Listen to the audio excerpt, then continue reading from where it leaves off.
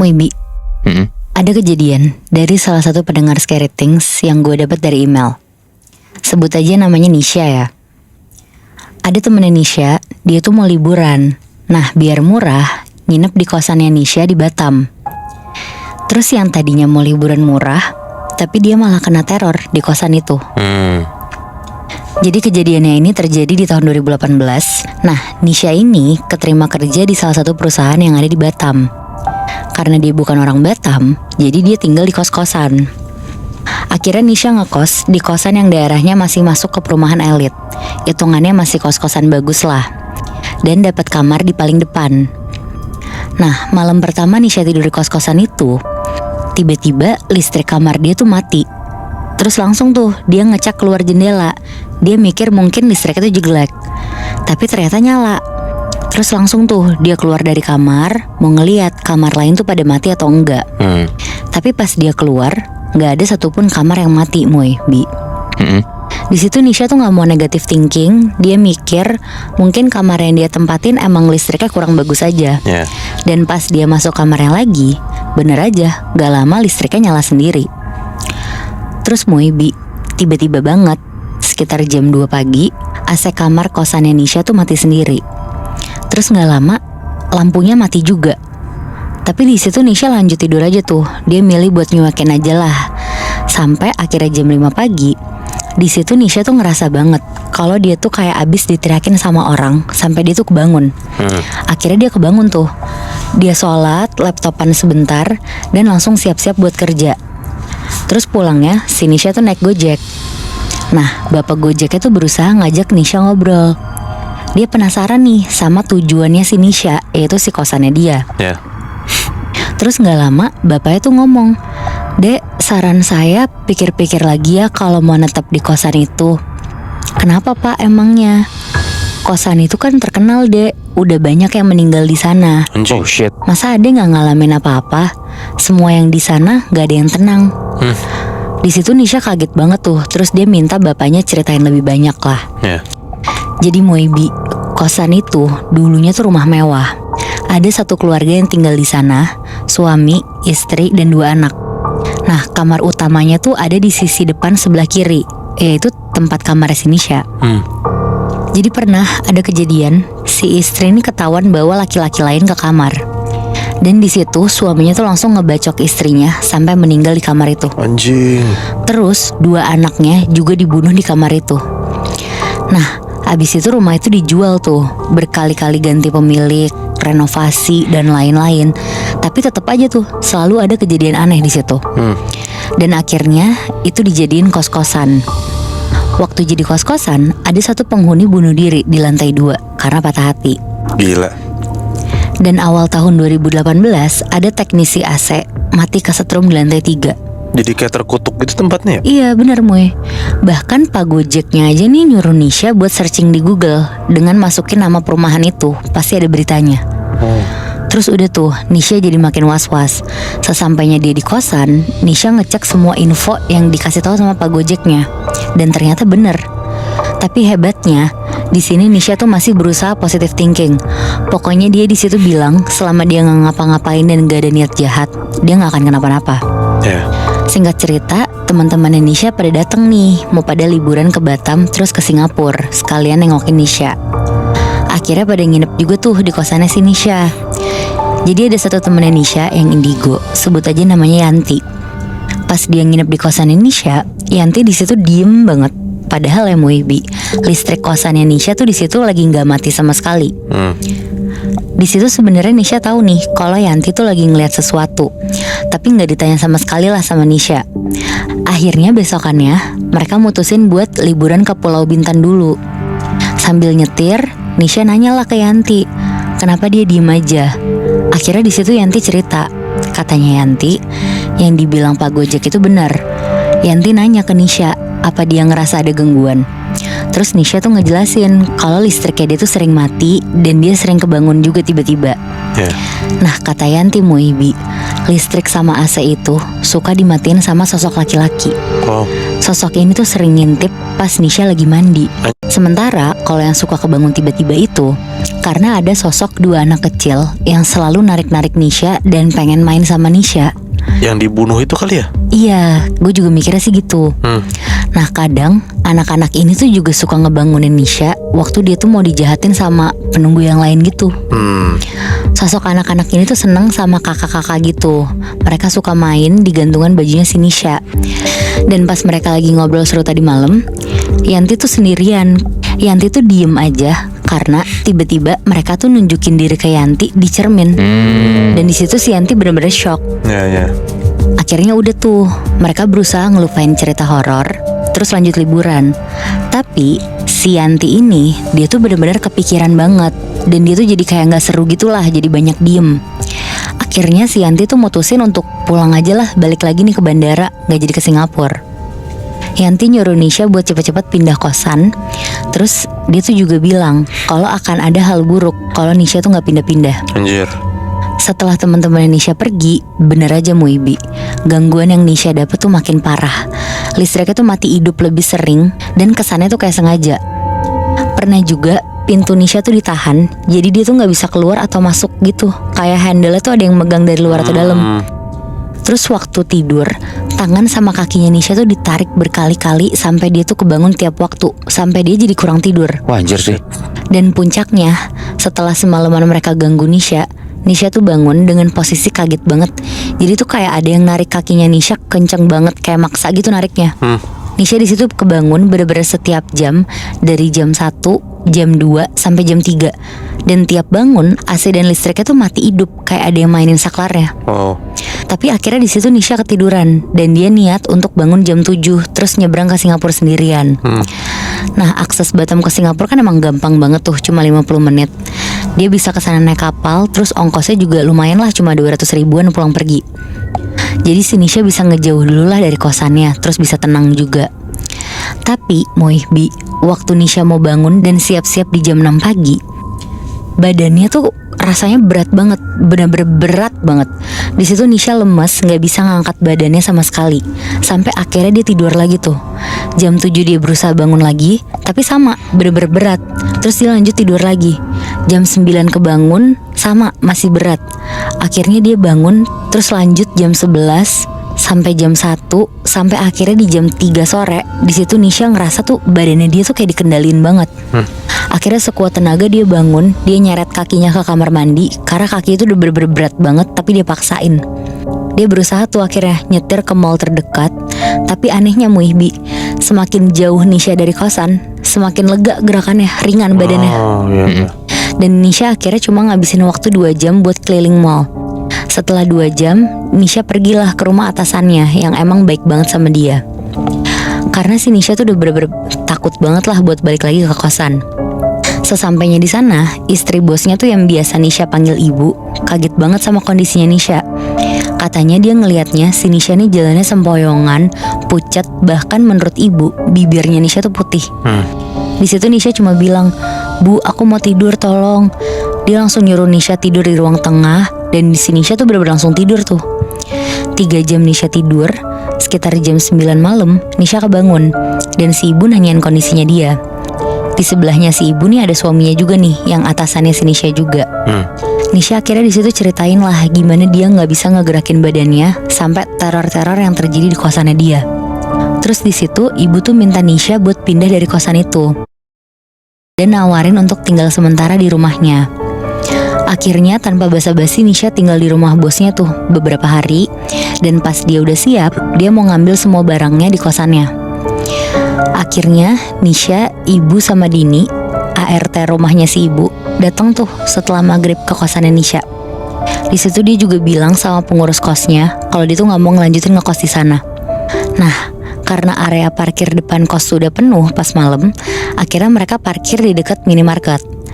Terus pas mereka turun dari mobil, mereka semua tuh bener-bener nyium wangi bunga mawar, Muihbi. Makin ngedeket ke kosan, wanginya tuh makin tajam.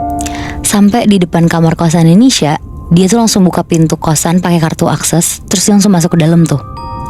Terus Dini, si ART-nya itu nemuin uang lembar 2.000 yang robek di meja Nisha. Di situ dia ketawa, terus ngomong, Kak, ini 2.000 robek kamu kasih aja tuh sama hantu-hantu cilik buat jajan. Anjing.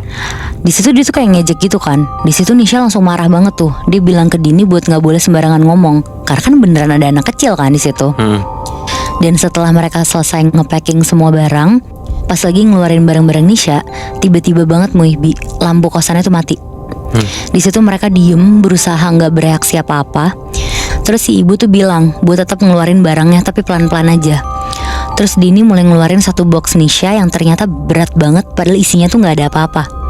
Akhirnya ibu minta box itu didorong pelan-pelan. Terus Nisha juga keluar pelan-pelan dari kosannya, walaupun kakinya tuh kerasa berat banget kayak ada yang ngegelantung gitu. Terus setelah semua barang dikeluarin, ibu nyuruh mereka nutup pintu kamar kosnya Nisha. Tapi pas Dini mau nutup pintu, pintunya tuh ketutup dan kekunci sendiri. Di situ mereka bener-bener diem, berusaha nggak kaget. Terus mereka langsung pergilah dari kosan itu. Nisha di situ nyetir pelan-pelan. Terus Dini tuh di situ nggak berhenti bilang kalau kakinya dia tuh berat banget. Dan di situ ibu juga nggak banyak ngomong, tapi dia nyuruh mereka semua baca ayat kursi. Terus si ibu juga ngomong, Nisha, ini nggak bagus, kita jangan pulang ke rumah, harus mampir di luar dulu. Akhirnya Nisha muter mobilnya ke arah kayak kuliner outdoor gitu yang rame. Di sana mereka duduk terus pesan minuman. Akhirnya si ibu tuh ngomong, Nisha, gue berat banget lehernya, lo telepon siapa gitu yang pintar yang bisa nyembuhin gue. Di situ Nisha ngerti. Sambil gemeteran dia nelfon temennya Yanti yang indigo itu. Dia ceritain situasinya dan dia bilang kalau anak dua itu ngikutin mereka berempat karena mereka nggak rela si Nisha pindah. Di situ Nisha kaget banget tuh. Terus dia ngomong lah ke si Yanti, kita bertiga ya nggak berempat. Loh, kok aku liatnya kamu berempat ya Nisha? Terus si Nisha bilang, kita bertiga ya, aku, ibu sama Dini. Terus si Yanti ini ngomong, itu yang laki-laki siapa? Dan pas si Nisha ngomong gak ada laki-laki, di situ si Yanti langsung teriak, astaga Nisha, laki-laki dari rumah itu mau masuk ke ibu. Anjir. Setelah Yanti teriak, tiba-tiba badannya ibu tuh yang awalnya duduk di kursi bener-bener kelempar ke atas Muibi. Kepalanya dongak ke langit dan tangannya tuh ngerentang selama sepersekian detik. Serem banget. Terus si ibu tuh langsung teriak panjang dan kenceng, tapi suaranya tuh suara laki-laki. Dan gak lama ibu langsung jatuh ke bawah. Di situ Nisha kaget banget, dia ketakutan, tapi dia langsung melukin si ibunya itu tuh. Terus dia ngebantu dudukin lagi sampai semua orang tuh kaget dan ngebantuin mereka. Nisha di situ langsung nelfon bapak kandungnya. Bapak, obatin ibu pak, lakuin sesuatu, ada yang ngikut nih, ada yang mau masuk pak. Bapaknya Nisha tuh langsung ngerti dan minta dinyalain video call tuh. Terus mereka video callan tuh. Di situ Nisha diminta untuk nyiapin air, sementara bapaknya tuh sholat sama berdoa. Setelahnya air itu tuh disuruh diminumin ke ibu. Dan setelah minum air itu dia langsung muntah banyak banget. Setelah muntah ternyata ibu tuh langsung jadi seger dan jauh lebih baik tuh. Bapaknya Nisha pun di situ nyuruh Nisha nggak boleh balik lagi ke kosan itu. Dan setelah itu Muibi, Nisha nggak pernah balik lagi ke kosan itu. Walaupun sebenarnya meja kerjanya dia tuh belum sempet diangkut, tapi Nisha udah nggak akan mau balik lagi ke sana. Anjing, gue ngebayangin kalau misalnya orang-orang ke Batam nggak perlu nginep di kosan itulah, tapi kayak lo ngelewatin kosan itu aja, pasti tuh serem banget anjir. Iya benar, apalagi katanya udah terkenal banget kan Mui. Tapi kalau kalian penasaran sama tempat dan kejadiannya, coba deh kalian googling sendiri.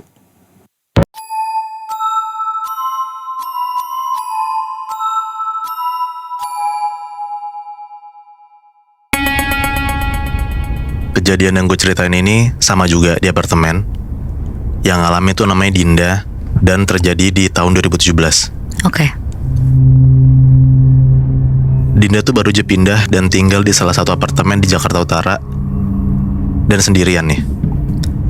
Dia tuh selalu ngerasa kalau kamar sebelahnya dia, unit sebelahnya dia tuh kosong melompong gitu, gak ada yang ngisi lah. Nah tapi setiap kali dia lewat di depan kamar itu tuh dia selalu ngerasa kayak ada yang ngeliatin lu dari kamar itu. Nah suatu malam pas Dinda lagi tidur, dia tuh kebangun karena ada suara-suara aneh dari kamar sebelah yang kosong itu tuh. Oke. Makin lama suaranya makin kenceng, makin keras, dan bikin si Dinda tuh merinding banget. Dia coba buat nyuekin awalnya suara-suara itu dan coba tidur lagi. Tapi kebesokan harinya Dinda mulai ngerasa kayak ini nih bener ada yang gak beres nih dari apart dia sendiri. Dia selalu ngerasa kayak ada yang ngawasin, Bahkan pas dia lagi sendirian gitu, dia mulai ngerasa pun juga kamar sebelah itu nggak kosong sebenarnya. Ada lagi nih di malam berikutnya, pas dia kebangun, dia tuh kebangun karena ada suara-suara yang kencang lagi di kamar sebelah. Dia akhirnya coba beraniin diri buat meriksa kamar itu. Dia coba ngetok pintunya dan coba buat buka paksa, tapi pintunya ternyata kekunci dari dalam. Dia mulai ngerasa takut tuh makinan di situ. Tapi suara itu dari yang kencang-kencang banget, dor tiba-tiba berhenti. Nah akhirnya dicobalah tuh buat buka lagi, tapi masih kekunci pintunya. Pas lagi nyoba-nyoba buka pintunya itu, tiba-tiba banget Dina tuh ngerasa ada sesuatu nyentuh pundak dia dari belakang. Nengok lah dia refleks kan. Pas dia nengok ke belakang, dia tuh ngeliat ada sosok cewek yang lagi ngegandeng anak kecil gitu. Dan sosok itu tuh kuntilanak. Muka kuntilanak itu tuh bener-bener penuh luka banget, serem banget. Dan Dina tuh yakin banget kayaknya sosok kuntilanak yang gandeng anak kecil itu tuh sebenarnya hantu yang ada di kamar sebelah yang kosong ini nih. Oke. Nah sejak saat itulah Dina selalu ngerasa ketakutan dan gak nyaman di apartemennya. Dan bahkan dia pun juga coba gak pernah ngelewatin kamar itu lagi. Nah sampai waktu itulah akhirnya dia ngerasa makin ketakutan tuh setiap kali dia ingat kejadian itu. Akhirnya beberapa minggu kemudian setelah kejadian itu, Dina ketemulah sama seorang paranormal gitu yang katanya bisa ngebantu dia buat nenangin keadaan dan pikiran dia. Paranormal itu nyaranin Dinda buat ngelakuin ritual pemanggilan arwah yang telah meninggal tersebut tuh gak tahu juga kenapa. Sebenarnya Dinda ragu buat ngelakuin ritual itu, tapi si paranormal itu tuh bilang kayak ya mungkin itu satu-satunya cara doang buat bisa kenal atau bahkan gak digangguin lagi nih Dinda sama sosok itu. Akhirnya dilakuin lah ritual itu. Singkatnya nggak dijelasin di sini ritualnya kayak gimana. Pokoknya pas ritual itu selesai, keadaan apartemen Dina tuh jadi lebih tenang dan pikiran Dina tuh juga enakan lah. Dia nggak ngerasa lagi kehadiran sosok itu tuh bikin dia nggak nyaman. Suara-suara itu pun juga nggak kedengeran lagi. Tapi ada momen dimana pas Dina tuh lagi buka lemari pakaian dia tuh ngeliat ada sesuatu gitu. Ada kayak kotak tua dan ternyata dalam kotak tua itu ada surat nanti dalamnya. Mulai baca tuh dia suratnya dan ternyata di surat itu tertulis mantan pemilik apartemennya yang ngejelasin kalau dia itu pernah tinggal di kamar sebelah sama anaknya yang lagi sakit-sakitan. Dan si pemilik apartemen ini ngerasa kesepian dan gak bisa nerima lah kenyataan itu. Akhirnya dia mutusin buat ngunci kamar itu dan gak pernah buka pintu itu lagi. Nah kayaknya si sosok itu tuh meninggal di situ. Bener-bener kayak ngurung diri gitu lebih Nat. Sampai meninggal gitu. Sampai meninggal. Asumsinya ke sana. Nah dari surat itu juga Dina tuh sadar, oh ya berarti bener nih, bisa jadi sosok yang gue lihat itu dan anak kecil itu adalah orang yang nulis surat ini. Dina tuh dari situ pas udah ngebaca suratnya ya, dia bukannya takut, tapi dia akhirnya jadi iba banget tuh sama arwah itu after baca suratnya. Akhirnya Dina ngambil keputusan buat coba buka paksa tuh kamar dan akhirnya kebuka. Dan Dina tuh naruh kayak karangan bunga di dalamnya gitu loh, kayak bunga buat dalam tanda kutip bikin si sosok itu, arwah itu tuh tenang. Sejak saat itu keadaan apartemen Dina tuh bener-bener jauh lebih tenang, lebih baik lagi, dan dia tuh ngerasa kayak yaudah damai karena gue udah dalam tanda kutip ya berteman sama arwahnya dan dia tuh nggak ganggu gue. Akhirnya Dina pindah lah ke kamar baru semenjak saat itu, tapi masih di tower yang sama, tapi beda unit. Setelah beberapa bulan tinggal di kamar yang baru, Dina ngerasa kalau dia tuh bener-bener udah sepenuhnya ngelupain kejadian yang dialamin waktu itu. Nah dia juga ngerasa nyaman sama tempat barunya dan bahkan dia tuh jadi kayak sering ngundang teman-temannya gitulah buat datang ke sana buat nongkrong di kamarnya dia. Tapi suatu malam pas Dina lagi tidur sendirian ya, dia tuh denger lagi kayak ada suara-suara aneh. Tapi sekarang dia tuh denger kayak ada suara langkah kaki di dekat ranjangnya, di dekat tempat tidurnya. Pas dia buka matanya, dia ngelihat ada arwah mantan pemilik apartemen itu dan anaknya itu tuh lagi duduk di samping tempat tidurnya. Nongol lagi nih si sosok ibu dan anak ini nih. Terus Dina tuh jadi kayak mikir kayaknya nih si sosok ini ngikutin gua, karena kan Dina udah pindah kamar kan, tapi kok masih aja ada si sosok ini gitu. Iya. Dia ngerasa gak nyaman, dia gak bisa tidur nyenyak setelah kejadian itu. Dan kebesokan harinya Dina coba akhirnya manggil paranormal yang waktu itu bantuin dia lah buat ngebantu lagi ngusir si sosok ini dari apartemennya. Udah tuh setelah ngelakuin beberapa ritual dan doa, paranormal itu juga bilang kalau misalnya dia udah berhasil ngusir arwah tersebut dari apartemen Dinda. Dina lega lah dengernya dan ngerasa kayaknya udah nih aman-aman aja nih gua, udah gak digangguin lagi. Dia pun juga aware pentingnya buat nyari tahu sejarah apartemen atau rumah sebelumnya gimana buat mutusin tinggal di situ. Karena takutnya kalau misalnya kita nggak tahu nih atau nggak ngulik ada sejarah apa di apartemen atau rumah yang bakal dia tempatin, ya bisa jadi kayak Dinda gitu kan. Walau sebenarnya Dinda masih takut, tapi dia percaya kalau dengan iman yang kuat tuh dia selalu dilindungi lah dan gak diganggu sama sosok-sosok itu lagi. Nah tapi ternyata Nat, keadaan yang dia pikirin itu tuh bener-bener gak sesuai sama yang diharapin. Dia udah coba ngusir pakai paranormal, dia coba udah kayak respect sama arwahnya ngasih bunga. Kirain dia kan udah aman-aman aja kan, ternyata enggak. Beberapa hari kemudian Dinda ngalamin serangan yang bener-bener dia gak duga-duga sebelumnya. Pas dia lagi jalan nih di koridor apartemennya, tiba-tiba dia tuh ngerasa kayak didorong dari belakang sampai jatuh gitu. Kan badan dia jatuh dan pala dia kan madep ke bawah ke lantai dong. Dia coba balikin badannya, tatapan dia nengok ke atas, dan pas dia nengok ke atas, dia ngeliat ada sosok setan arwah cewek ibu-ibu yang dia lihat waktu itu juga. Nah, si Dinda tuh nggak tahu sosok itu tuh beneran sosok yang nyerupain si setan ibu itu atau emang ibu itu beneran ya. Tapi intinya Dinda tuh ngeliat lagi tuh sosok itu lagi yang udah lama dia nggak ngeliat sebelumnya. Dinda langsung coba lari tuh ke apartemennya, ke unitnya. Tapi ternyata si sosok cewek ini itu tuh ngejar dia cepet banget Nat, dari belakang. Untung banget tuh di momen pas dia lagi lari, ada tetangganya Dinda tuh lagi keluar unit apartemennya. Dan dia ngeliat lah kalau Dinda tuh kayak ngos-ngosan gitu, dikejar-kejar sesuatu. Tapi si tetangga ini nggak lihat kayak Dinda tuh dikejar siapa gitu. Akhirnya diselamatin lah nih sama tetangganya itu. Nah setelah kejadian itu, ternyata banyak banget orang-orang yang ceritain kejadian Dinda. Beberapa orang percaya kalau Dinda tuh terus dihantuin sama arwah yang ngikutin dia sampai apartemen lamanya. Tapi ada beberapa orang juga yang mikir kayaknya tuh Dinda mungkin apes aja gitu, makanya diikutin sama si sosok ini terus. Sampai sekarang gak ada yang tahu Nat, yang sebenarnya terjadi di apartemen itu tuh kayak gimana. Dan mereka tuh gak ada yang tahu juga sosok cewek dan anak itu tuh sebenarnya masih ada di apartemen itu atau pergi. Karena banyak banget juga yang ngalamin kejadian itu, kayak yang kayak di dalam gitu, digangguin sama si sosok ini dan anaknya. Cuman sampai sekarang ya orang-orang nggak tahu sosok itu tuh benar udah hilang apa belum. Tapi kalau misalkan jasadnya udah pasti nggak ada kan Moy? Nggak ada. Karena memang setelah si siapa tadi namanya? Dinda itu ke tempat apartemen atau unitnya si arwah ini, ya jasadnya udah nggak ada pas Ya. dikasih karangan bunga kan? Ya udah kosong. Berarti emang bisa jadi ya entah, gue nggak tahu sih karena tadi kan lu bilang dia udah pindah ke unit lain ya. Tapi masih digangguin.